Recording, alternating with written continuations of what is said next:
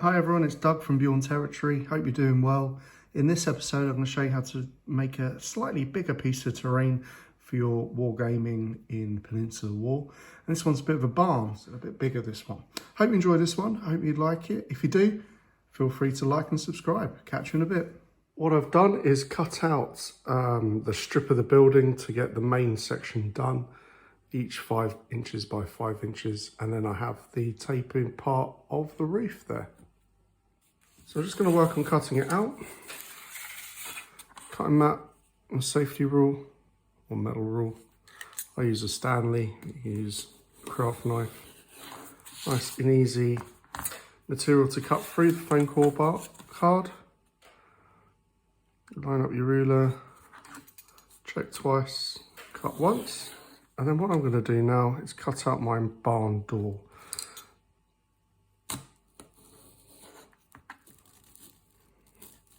I cut from one half to the middle, swap the sides, I cut from the other half to the middle. It comes loose. There you go. Barn door, section cut out. Try out any loose bits of foam that pop off. I've decided to put a couple of windows in the barn.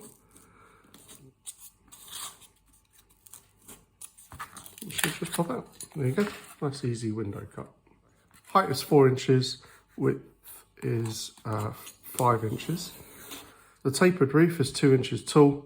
I found the middle of the 5 inches width and went up 2 inches and then found that point. Okay, so I've got my 4 walls of my main structure. There's the 2, 3, I can't hold with enough hands, and 4 with my barn door, which I'll add on in a sec. Now, how to attach it? So joining the walls, a nice easy way to create a nice, neat, even join is if you line up the width of the outside wall and mark out the width of the foam on the one side, like so. You take away the outer edge of layer of foam, but don't cut all the way through. Then slice in underneath. Cutting away that piece of foam, the width of the wall, it joins together and it's seamlessly. All right, no excess bits of foam coming through and it looks neater. Is run a piece of hot glue along here and join it to my wall, and I just make the box shape all the way around. All right, we're getting there. The main construction is done for the main part of the barn.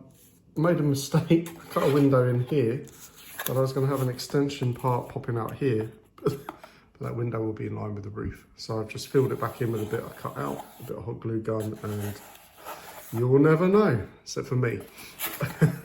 Bit of a pain. Right, so the outer block, same principle. This is a 2 inches tall. The roof is 1.5 inches, different pitch, but it will work in line with that building.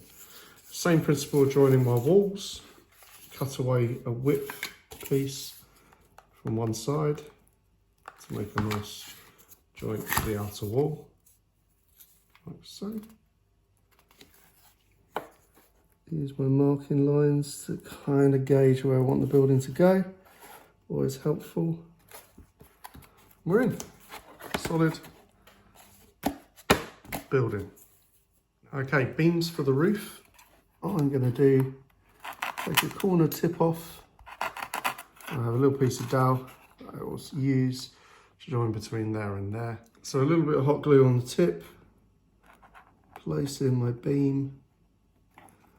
Bit of hot glue running along the top.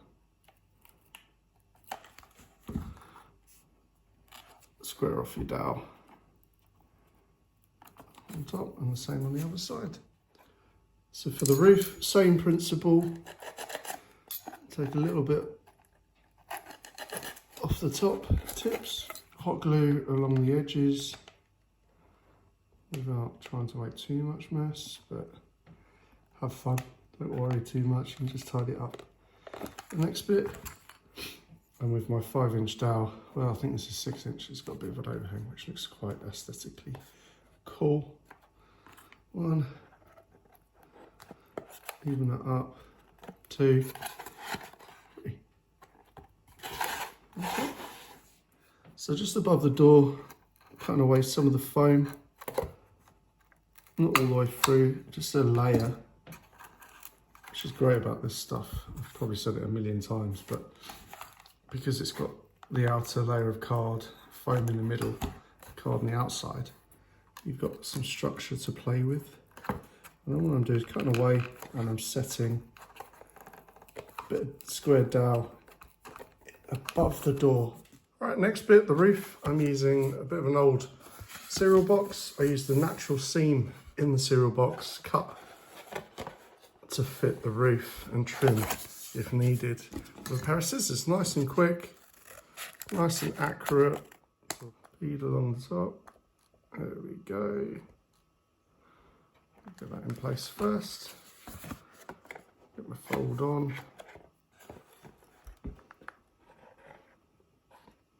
Now for the roof tiles, take a strip, it's about 1 inch wide, and every so often, probably 1/4 of an inch, I make it in slip. Then I take my pencil and I bend the end of the tile that I'm making to the top of the pencil. Bit of hot glue, you could use PVA if you've got more time, but I'm doing this nice and quickly. And I put my strip of tiles on. I've lost one. A few more on. It's my first layer of tiles. And then I just repeat it with a slight overlap with the last set of tiles for the next set of tiles. Now that I've tiled the roof, what I'm going to put is tiles going across the top like that. And I'll glue them in place and bend them to fit on the next one. Now that the roof's complete, I now seal it with Mod Podge and black acrylic. Gives it a good base coat on the whole thing, makes it strong, ties it all together. On top of the building, I know it sounds a bit daft painting a black building black, but what I'm going to do, it's going to eventually be an off-white colour. So what I'm going to do with the Mod Podge, black acrylic on the walls, when I get to it, I'm going to put a bit of sand in there, just to give it a bit of a texture to the wall. And then I'm just going to sprinkle some sand on, probably not too much, just to give it a bit more of a natural texture. All right, time for the doors. These are the cutout pieces I've got for the barn door and the other door, front door. And what I'm going to do this time, chuck a bunch of PVA one side, and then I have coffee stirrer sticks, and I find the middle and put one either side and line them up at the bottom. And the same principle on the other door. Slap my PVA down, start laying down my coffee stirrer sticks. Alright, once I've got those dried and laid down, I'll then put some cross beams on the doors to make them a little bit more interesting. Now that the doors have been trimmed, I'm just going to put some extra parts to make them look like they've got hinges, etc. For the barn, I have 4 extra pieces of wood. Okay. And then on the door, I'm going to do 2 braces. One along the top edge, one near the top, and then one equal distance along the bottom. And again, just to hold it all in place, provide a good base coat, I'm going to put Mod Podge on this and black acrylic. Starting the painting of the barn, just going to come in with a nice white wash of acrylic paint on the walls. And you can see it picks up the textures from the sand stuck in the Mod Podge. Gives it a nice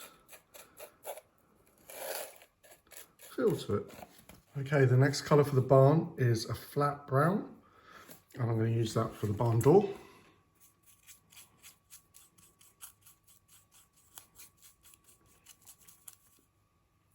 the little door. And I'll also use the flat brown for any of the woodwork around windows, etc. For the tiles on the roof of the barn, I'm coming in with a burnt sienna. Alright, just a dry brush now with a bit of whitened down burnt sienna. And a bit of a dry brush on the woodwork. Also dry brush the doors. Gonna add a wash to the walls and just a bit Acrax Earth Shade, and I'm gonna bring it along the top edge, well, top half, and then I'm gonna water it down.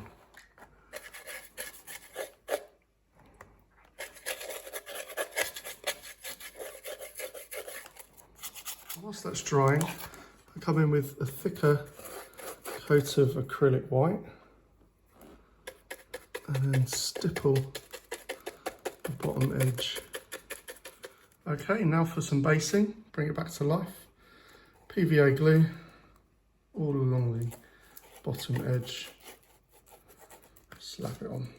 Okay, now that the glue's on, I've got my spice shaker, but it's play sand, and I'm just gonna lightly sprinkle it all over the edge of my terrain. Okay, a little bit more PVA on top. Whilst it's still wet, I'm going to come in with brown ground from Army Painter. Mix up some of the ground. Just need to come in with some cork pieces, if I can get into the bag. And these are just going to go in amongst some of the heavier rubble, just to break it up. Nearly there. Sticking in a couple of sticky tufts. Break up some of the area with a bit of green. I come in with Geek Gaming Scenic's matte sealant. Give it a douse. It'll hold all my block and sands in place. Just like a garnish, bit of burnt grass scattered in around. All right, now that the sand and the flock has dried, I put my doors back in. Awesome. Okay, so the doors are back in place, and that's me done for now. I could add in a bit more scenery bits and tufts, maybe some vines going up the building. Not sure yet, but for me, that's the job done. Quite happy with it. Quite easy, quite quick to build, but a good solid piece of terrain for your wargaming needs. Hope you enjoyed it.